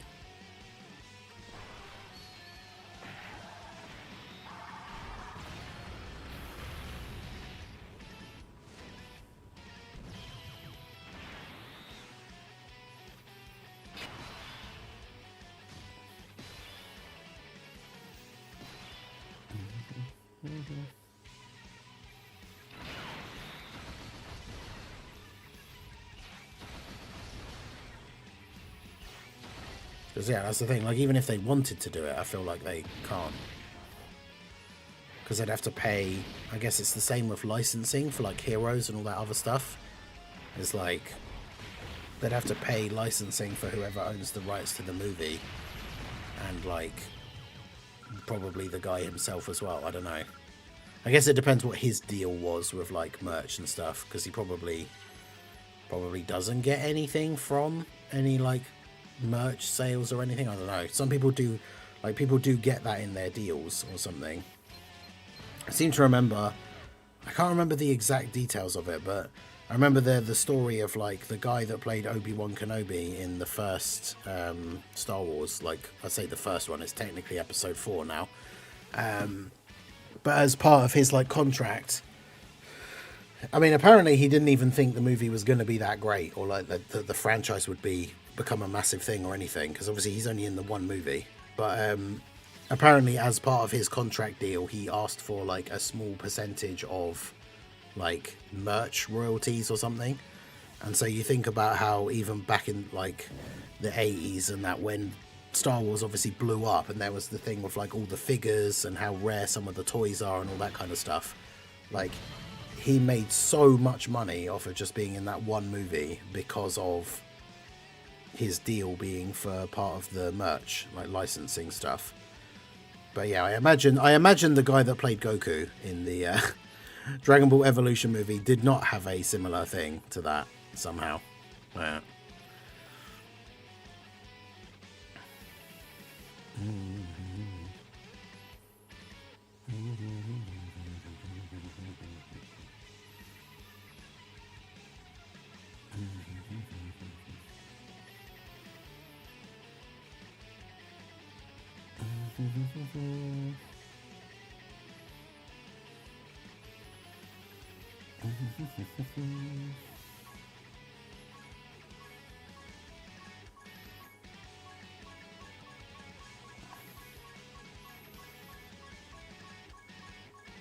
But yeah, we will, I'm sure, never ever see Dragon Ball Evolution in Dokkan, which is good.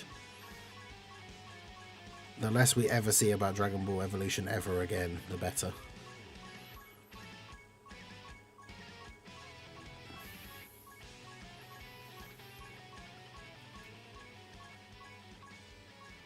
Because I literally have only seen it once. I watched like...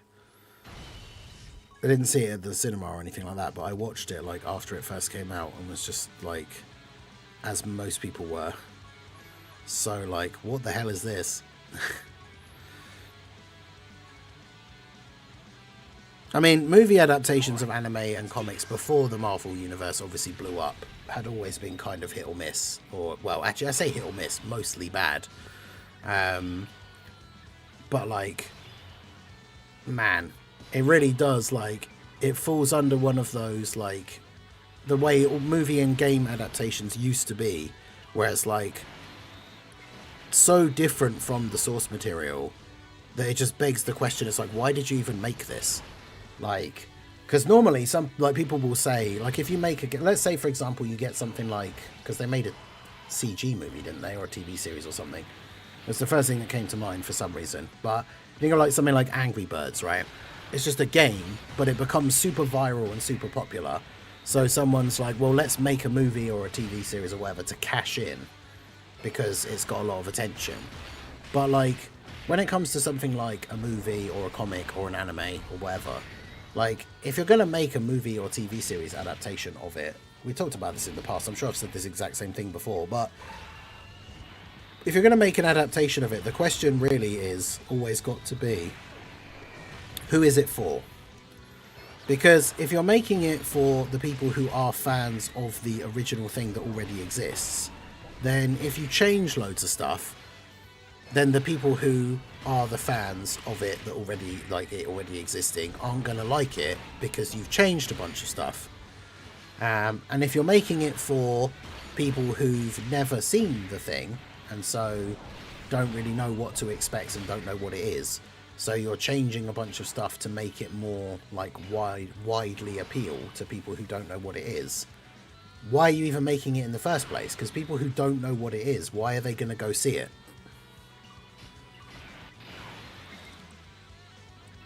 Like, I wonder how many people went to see Dragon Ball Evolution. Like, when it came out, I wonder how many people, and there's probably no way to find this out because just looking at the numbers wouldn't tell you who the people were, but like, how many people do you think went to see Dragon Ball Evolution at the cinema who had no idea what Dragon Ball was? Like, I imagine there were some people. I can't remember what the trailer for it was like, but because obviously the trailer, I guess, would have just advertised it as like a, what, like a comedy action movie, I guess. I'm not really sure. But yeah, it's like a worldwide thing. Like, even the people who necessarily haven't seen it or read it are kind of aware of its existence. Not everyone, obviously, but it is definitely the most you know, it's the most famous, most iconic like anime. Memes of like related to Dragon Ball make it into all sorts of different pop culture things. So even people who've never seen it or read it or anything will have some concept. Like we said in the past, like in the general zeitgeist, like people understand the concept of what like going Super Saiyan means. Which even if they just understand it to mean like, you know, locking in and like going to the next level or whatever, like people have some sort of concept of what that is, even if they've never seen any Dragon Ball before, thanks to like memes and stuff, right? So obviously it's a franchise that already has a lot of recognition or a lot of like attention, but man, so yeah, so like why make it and just change? I guess it's just one of those things that we never really know unless people come out and say like, this is why we did this. Was the issue no Super Saiyan in the movie? I mean, there were many issues in the movie. One of them was the horrible CG for like the giant ape at the end, which looks more like a weird wolf dog ape hybrid thing. It's horrible. I mean, obviously the movie's old, so the CG quality is not like super good. But I'm sure even back then, I'm trying to think, what year did it come out actually? Let me check. Let's go to IMDb. Because, like, I'm sure, not like the CG is bad, but I'm sure there was stuff that came out like around that same time, like that same year or even before, where the CG was better. Yeah, it came out in 2009. That's crazy. Damn, that movie is 16 years old. Jeez. But yeah, it's horrible. Yeah, it's got the weird Americanized, like, high school drama kind of like Goku going to high school and getting in a fight with, like, a bunch of bullies. It's, like, the stupidest... Ugh. Because even though he's not, like, he doesn't look old enough in the movie, I remember seeing the trailer, or, like, one of the only trailers before, like, way before I saw it. Because, like I said, I didn't see it straight away. But the idea of Chow Yun-Fat being Master Roshi, I thought that was actually kind of cool. I thought it was weird that they didn't make him look older, but because obviously he's known for martial arts comedy, kind of like proper Chinese martial arts, like comedy sort of stuff. So I actually thought like him as Roshi was a pretty good like casting choice, even though they didn't make him look old. But yeah, the live action Dragon Ball movie, Dragon Ball Evolution, it is absolutely terrible. Like, if you haven't seen it, I wouldn't recommend anyone watch it because it is awful, but it is one of those things, like, you have to see it to really understand, like, just how terrible it actually is. Like, words really can't explain how awful it is. Dragon Ball Evolution 2. Yeah, never. Could you imagine? Maybe we could watch the trailer. Let me find it. We can end off the stream by watching the Dragon Ball Evolution trailer. I just have to find it.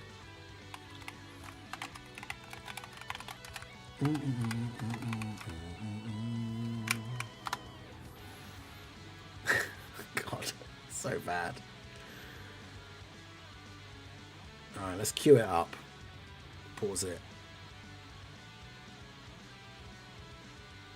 Alright. DB Evolution, an airbending story of Goku, the misunderstood teenager. Please don't. Well, we're going to do it at the end of the stream. It's literally, what? It's 2 minutes long.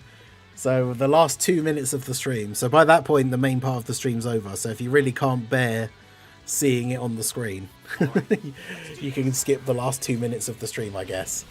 But yeah, my goodness, is it terrible. But yeah, there's barely ever been any good live-action adaptations of games or anime or... Like, Silent Hill was probably the first video game movie that came out that was really, like,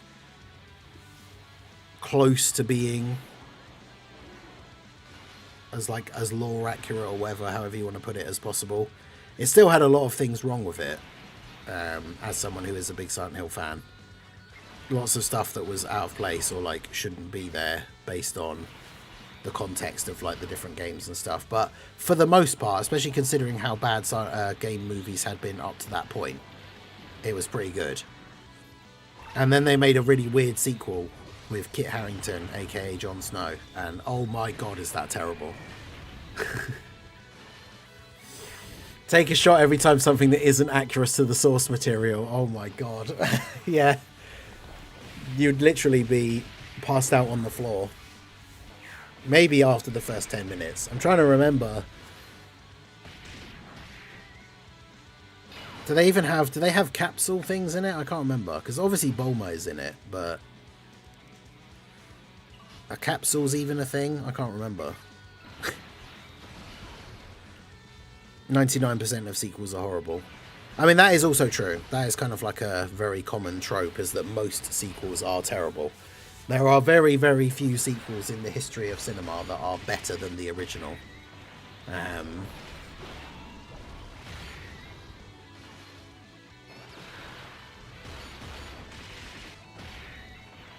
Terminator 2 is one of them.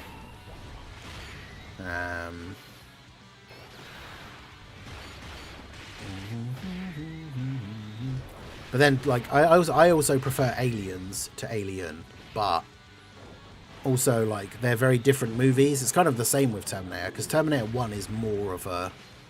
It is an action movie, but it's got kind of more horror elements to it, with the Terminator being, like, the lone hunter, like, chasing down Sarah Connor, whereas obviously Terminator 2 is more like the Terminator versus Terminator crazy action scenes and stuff. And then Alien versus Aliens. Obviously, in the first Alien, it is a straight-up horror movie with, like, one alien stalking the crew in the ship and killing everybody. Whereas Aliens is hundreds of aliens and then a whole team of soldiers with weapons and, like, it's all crazy action. Like, they're both very different. So it's one of those things where if someone prefers Alien or Aliens, like...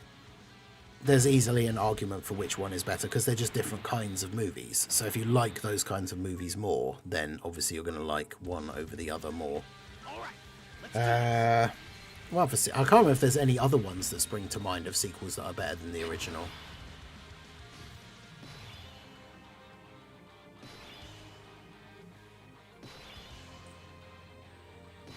Empire Strikes Back. I think the fact that because it ends on like such a down note, because it's like the middle one of the trilogy. I don't know if I don't know if I would say it's better. Maybe.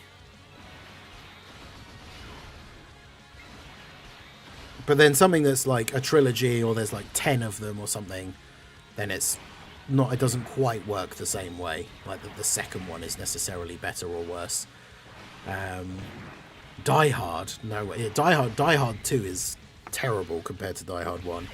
Die Hard with a Vengeance is okay, and then from Die Hard 4 onwards they just get stupid.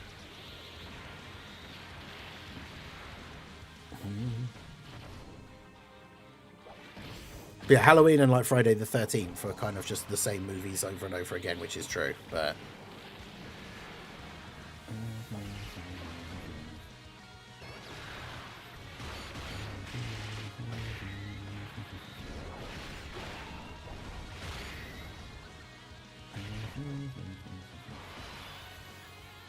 The peak of cinema, The Room.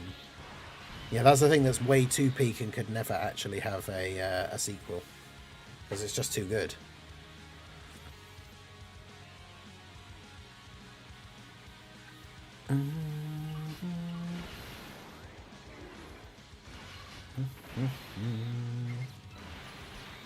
Toy Story 2.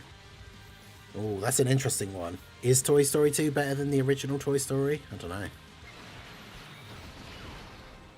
Still can't believe there's a Freddy vs. Jason movie. I loved that movie when it came out as well. I saw it at the cinema like 3 times with my friends because we were like were big fans of Friday the 13th and Nightmare on Elm Street movies. And obviously the cinema wasn't as expensive back then.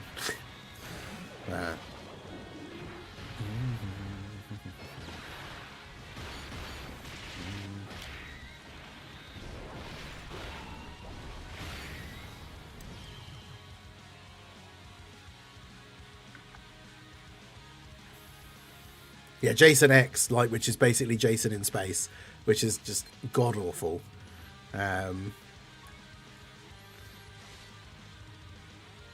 It's funny how absolutely terrible it is.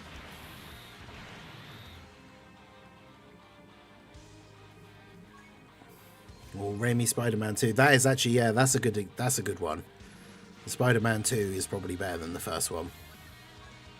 All right, let's do this. Yeah, that's a good one. Rambo is very different as well. That's another one like Aliens or Terminator, where they are two completely different films. Like, a lot of people, if you haven't seen the first Rambo movie, it's nothing like you probably think it is. Because Rambo 2 and 3, and I think the fourth one that they then made years later, because they did that a lot with those franchises where they made these newer sequels like years later. I think he did it with Rocky as well, didn't he? But like, the second one and the third one and the fourth one are the sort of meme, like, Rambo, the one-man army with his bandana, like, machine gunning hundreds of soldiers to death in, like, the desert or whatever. Like, that's what the second and third one, and I think the fourth one, are basically like. The first one is nothing like that at all. The first one is like a very drama, like, bit thrillery kind of, like, because it's basically about the fact that, because obviously the movies were made so long ago now, it was about a real thing that kind of happened where soldiers that came back from Vietnam, because America basically lost Vietnam, a lot of the soldiers came home and people were, like, mad at them because, like, they didn't win. And so they got, like, shunned and, like, treated like dirt by a lot of people. And the first movie is literally Rambo's, like, come home from the war, and he, like, goes to this small town, and basically the sheriff and, like, the deputies of the town, like, threaten him and basically, like, chase him into the woods, and, like, they're basically trying to kill him, and he's like setting traps and kind of, like, trying to escape from them in the wood. Like, they basically force him into a position where he has to fight back to defend himself. So it is literally nothing like the other movies at all. Like, if you have a vision in your head of what Rambo movies are, like I say, crazy, like, jacked guy with a bandana firing a massive machine gun at people, like, the first movie is literally nothing like that at all. It's crazy.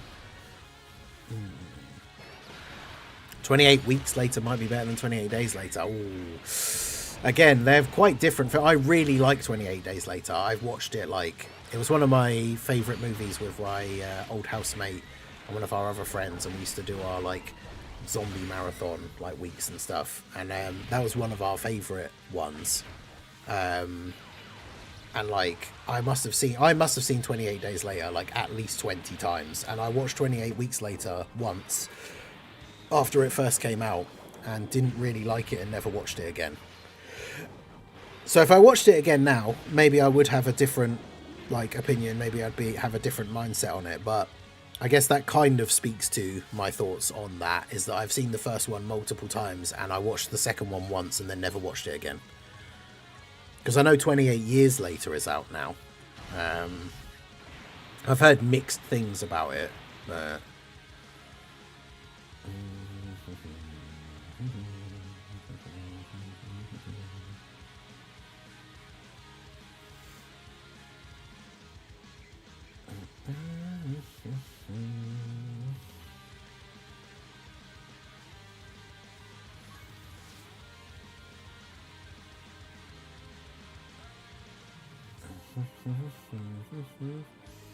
Your opinion, do you think we'll get any compensation for the coin debacle?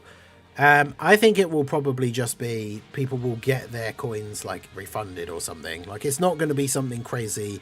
People that are expecting, like, you know, oh, we're all going to get, like, 500 coins to get a free pity unit or something. Like, that's way beyond the levels of what I would expect. Yeah, Mission Impossible 2 is awful.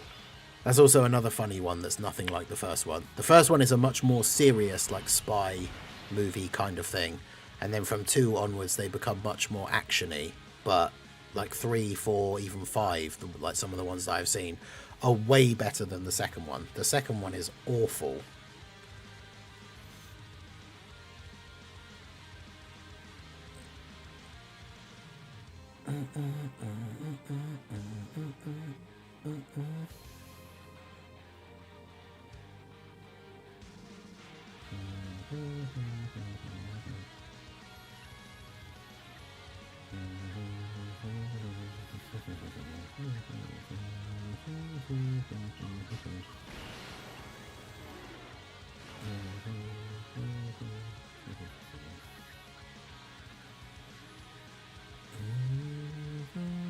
Kingsman 2.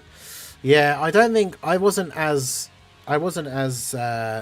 impressed with the second one as I was the first one. I really, really liked the first one, which I didn't expect to, because I didn't really know much about it.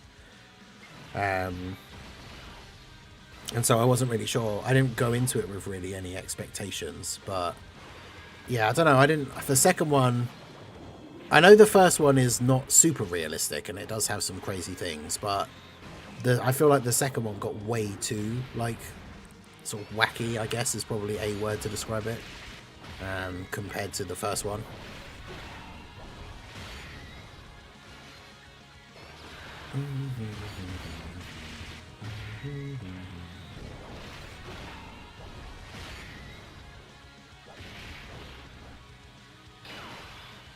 Oh wait, yeah, there's a third one, isn't it? A prequel, because they're like, it's called The King's Man, and it's about like the very first one, right?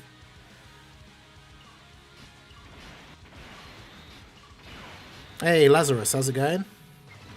Feels like long time no see. How you doing? You came in at just the right time, in the sense that we're going to be ending the stream here in a couple of minutes, but we're going to end the stream for those people for some reason it came up as a point of discussion in the chat, and for all those people who have never been aware of it or never seen anything about it, we're going to end off the stream by watching the Dragon Ball Evolution trailer. Red Dead Redemption 2 over 1. I know Little Blue would definitely agree with that. Red Dead Redemption 2 is like one of, if not just straight up, her favourite game. Games, I think, is different to movies, where like sequels can be better because they're building on what they did in the first one. And a lot of the time it's like graphically improved, mechanics have improved. Like, you can still have a preference, I guess, over like the story between two games, like a first one and a sequel, but a lot of the time sequels end up being better because they're just newer, right?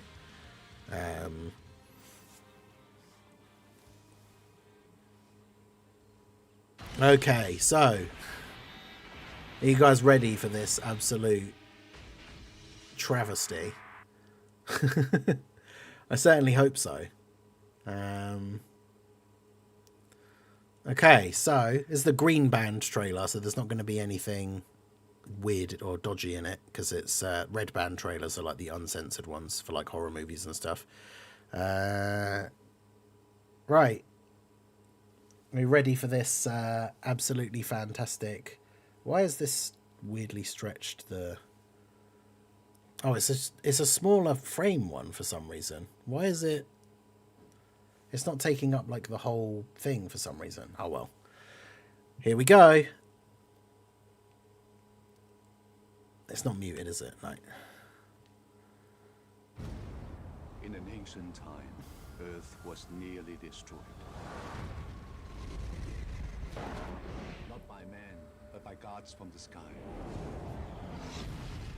7 mystics banded together to fight the invaders. They created the Dragon Balls. That's lore specific, right? 7 random mystics of Earth made the Dragon Balls. Again. The evil has returned. Only one chosen warrior has the power to defeat this threat. I'm not ready for this. You are the only one who can do it. With this Dragon Ball, I take my vengeance upon the Earth. We have to find the Dragon Balls before the eclipse. Let's go. We'll go, but we go together.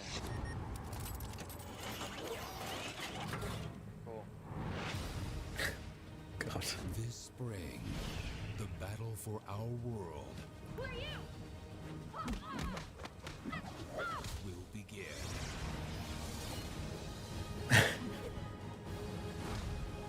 Yeah, that's him fighting high school bullies. It's, you know, very Goku.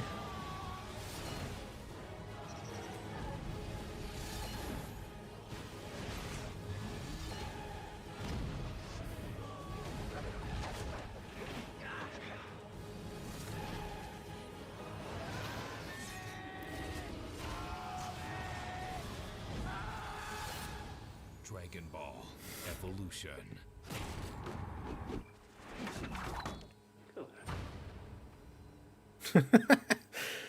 So yeah. So that was Dragon Ball Evolution trailer. That was something, all right.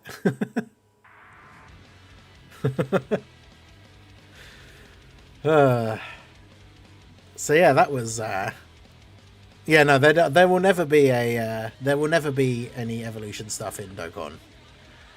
It's considered a blight on the Dragon Ball franchise. But yeah, that movie brought back Dragon Ball for us regardless. Yeah, exactly. That is the funny story that I'd forgotten about until someone mentioned it on stream the other day.